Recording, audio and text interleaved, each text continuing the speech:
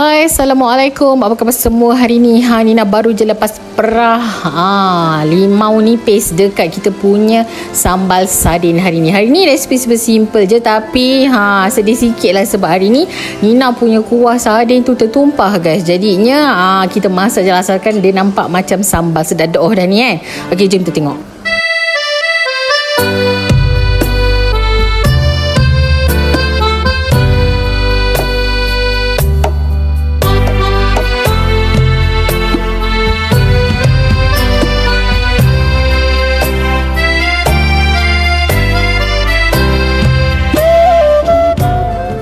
Jadi ini adalah bahan-bahannya. Bahan-bahannya simple je, basic-basic yang ada dekat rumah. Tapi nampak tu kuah sardin tu dah tinggal separuh. Sebab apa dia tertumpah. Jadi mula-mula sekali Nina gorengkan dulu sardin ni. Kalau anda tak nak goreng, boleh je masuk dalam air fryer, lagi cepat. Okey. Kalau nak goreng ni, nak pesan dulu kita tutup set-set. Sebab apa, dia akan memercik. Jadi payah nanti kita nak cuci kita punya dapur kan. Jadi tutup set-set. Okey.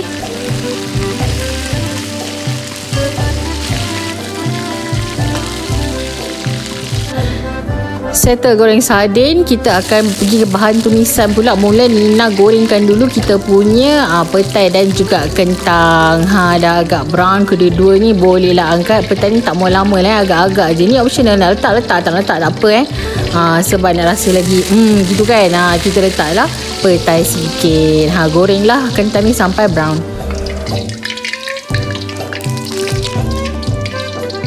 Lepas tu kita tumiskan ke semua bahan-bahan ni, bawang putih, bawang besar dan juga sedikit lada ni. Tumislah sampai dia berubah warna, agak macam golden macam tu, baru kita letakkan bahan yang seterusnya. Okey, Dina dah nampak macam brown ni, masukkan lada ataupun cili yang dah siap kita kisar ni. Okey, lepas tu gaul lagi sampailah dia pecah minyak. Okey. Ni tomato nak masuk tak nak masuk pun tak apa, optional lah ya. Ni nak masuk lah sebab senang, nanti dah tak payah masak sayur, sekali harum je dalam tu kan. Okey, lepas tu kita tuangkan kuah yang dah tinggal sikit ni kuah sardin ni. Okey, lepas tu kita gaul rata lagi.